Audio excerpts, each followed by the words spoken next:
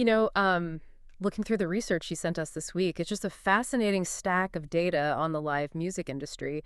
And our mission today for this deep dive is to really unpack how live music has completely transformed from just simple weekend entertainment into this massive multi-billion-dollar global economic engine. Yeah, it really has. I mean, if you've tried buying tickets recently, you've probably felt that sheer panic of sitting in an online queue, right? Oh, absolutely. It's so stressful. Right, but what's wild is that long before that first guitar chord is even struck, just booking that ticket well, it sets an entire city's economy in motion. Okay, let's unpack this. Because looking at your research, we aren't just talking about a band playing a show anymore. These tours, they operate more like pop-up mega corporations. Yeah. They just drop their headquarters into a city for a weekend, hire an entire local workforce, and then just, vanish on Sunday night. They really do.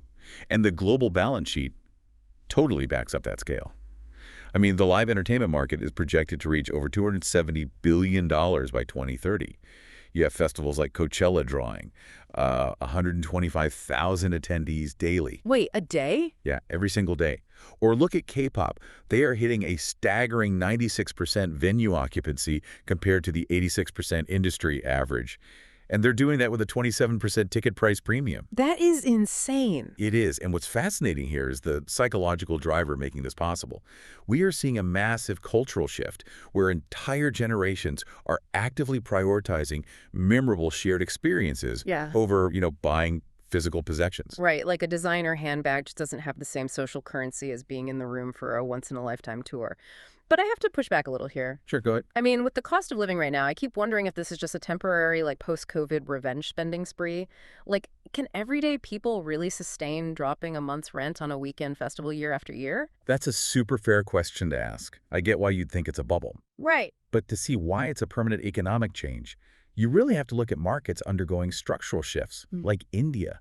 The data shows their live events market is growing at a massive 15% year on year. Which is way above the global average. But absolutely, it's a foundational shift. Yeah. Just look at Coldplay's recent tour dates there.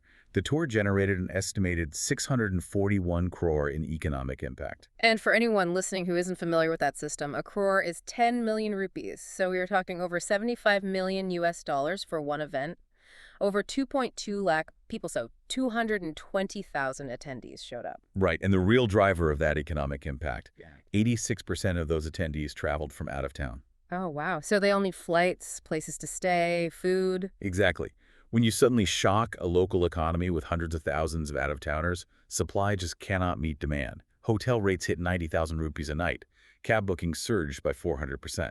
That is just wild. And it isn't just international acts pulling these numbers either. Domestic acts boast equal power. Because I saw the Illuminati tour generated a 943 crore impact. Yeah, the domestic market is huge. Here's where it gets really interesting to me.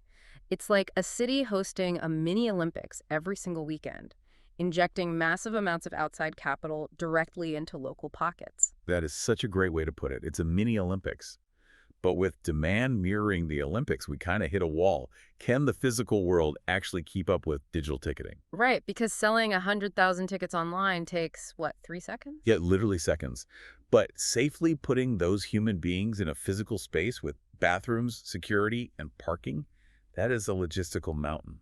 Which brings us to the glaring infrastructure bottleneck in these reports. I mean, in India, for example, there are fewer than 10 permanent venues nationwide capable of holding 10,000 or more attendees. Which is crazy when you think about the demand. And this raises an important question about the limits of this ecosystem. Because of that venue shortage, organizers in Tier 2 and 3 cities are forced to rely on temporary locations. Right, like just throwing up tents and barriers on college campuses. Yeah, exactly. Retrofitting open dirt fields into secure mini-cities overnight. Lagging physical infrastructure and regulatory hurdles are easily the biggest threats to this boom. You have boundless digital demand slamming into very rigid physical walls. So what does this all mean for you the next time you go to a show? I mean, it means the cheering crowd you hear is really just the soundtrack to a massive economic machine, one that's employing hoteliers, local businesses, and cab drivers all over the world. Totally.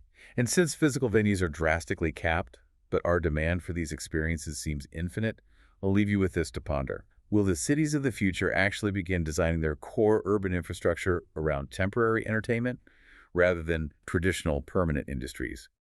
Mutual fund investments are subject to market risks. Read all scheme-related documents carefully.